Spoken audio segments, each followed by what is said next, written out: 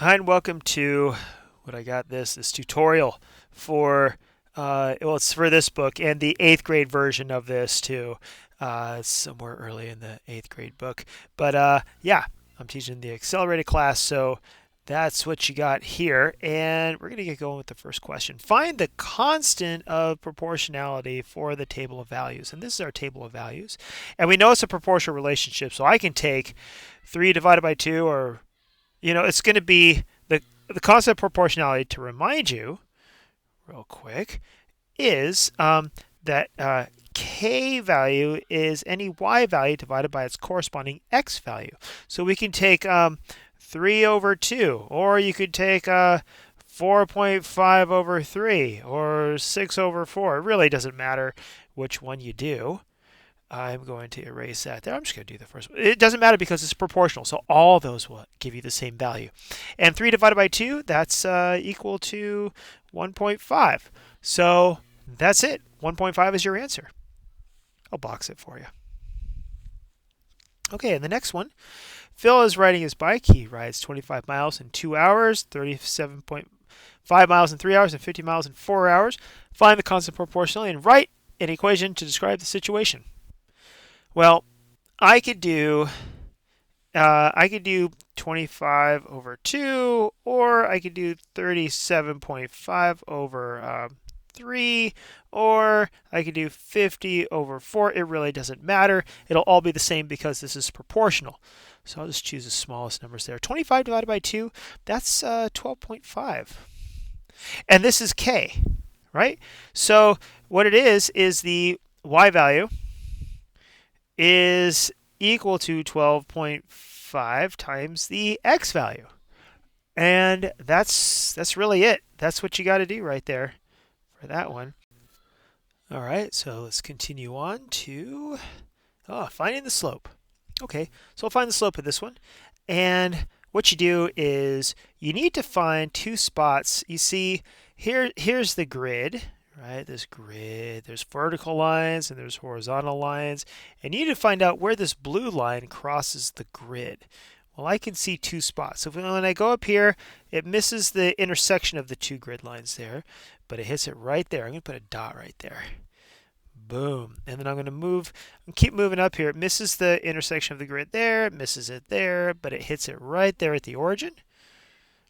I only need 2 points, but I could keep on going. Maybe I don't see that spot there and it misses it there, but it hits it right there.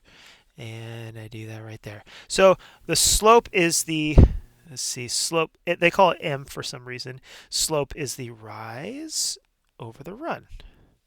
And we need to, between 82 points, what is oh, you know what? I'm gonna get really fancy right here. I'm gonna erase this. And I'm gonna call this the rise over the run. Okay, I'm gonna get color coded on this. So what we have, so the rise, I'll do that in red. So now I always go left dot to the right dot, and I could choose this dot, this dot, this dot, and this dot, or I could even go wide and go this dot to that dot. It really doesn't matter. So I'll just pick these two right here. So the rise. The rise is how far do you go straight up until you get to the next dot? Well, we have to go up 1, 2, 3 spaces. So the rise is 3. Over. The run is how far do you go straight to the side? And we can go to the side 1. So I forgot to put 3 right there. 3 and 1. So if you can see, I put a 1 right there. And that's the run is 1. Oops. Meant to put it in blue. 1. And so that equals 3. That is the slope, 3. And see, it really doesn't matter if we do the other one. This still goes up 3, and it still goes over 1. So it didn't matter. Or if you didn't believe me on any of that other stuff, it doesn't. I could very well have done this. I could have gone with the rise. If I went from this dot all the way up to the other one, that goes up how many? 1, 2, 3, 4, 5, 6. So that goes up 6, and it goes to the right 2. And so if I had 6 over 2, that's still equal to 3. So it doesn't matter which ones you choose. Okay, number 4. And this goes down from left to right, so this is going to be a negative slope. See right here, if we have see how this goes up from left to right? That's a positive slope, and going from left to right, it goes down. That's a negative slope. So we're going to do this one up, and we got to find 2 spots where it hits the grid. And I think hopefully we see it hits it right there, and it hits it here. And if you want to see it hits it here too. I'll just go from the middle dot, from the origin to the right. So I'm going to go from here to here, and this time it's going down. So this is going to go down. So the slope is equal to the rise over the run. And that's equal to, let's see, the rise is going to be 1, 2, 3, 4, 5. Goes down 5. Goes down 5. And it goes over, it just goes over 1, doesn't it? It just goes over 1 over here. 1, I forgot to put down 5 right there. So it goes down 5 and it goes over 1. Negative 5 divided by 1 is equal to negative 5. So the slope is negative 5. All right, so let's see. This one here, interpreting the unit rate as slope. Let's see. The distance train A travels is represented by d equals 70 times t. Okay, where d is the distance in kilometers. Okay, the distance in kilometers. And t is the time in hours. Yeah, time in hours right there. And you notice it's 2 times 70 is 150. 4 times 70 is 300. So on. The distance train B travels at various times is shown in the table. Oh, this is... Oh, that's a little bit different, huh? Okay, so that's D. That's train A. I better circle those together here.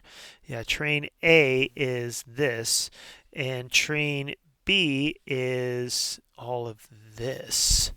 Okay, so then the question is, what is the unit rate of each train? Which train is going faster?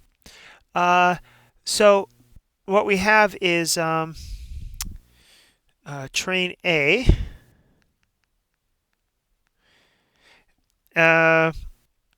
is 70, I think, kilometers per hour. Kilometers per hour, right? Because we can see that's the 70 right here. That's the constant of proportionality. There it is, right there. And then let's look at train B. What we have to do is, this is going to be proportional, so we have to take a y value divided by the x value. So yeah, I thought it was 70, but it's actually 2 times 70 is not 150. 2 times 70 is 140. So this one is a little bit different.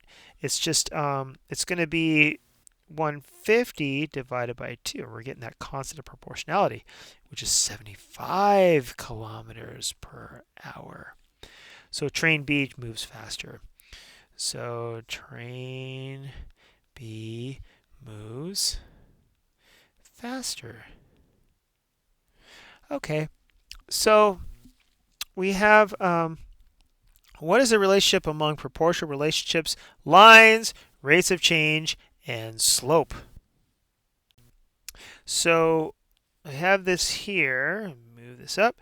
And, well, the graph of a proportional relationship is a line through the origin, and whose slope is the unit rate of change. It's just that simple. That's all I got for you today. Thanks for watching.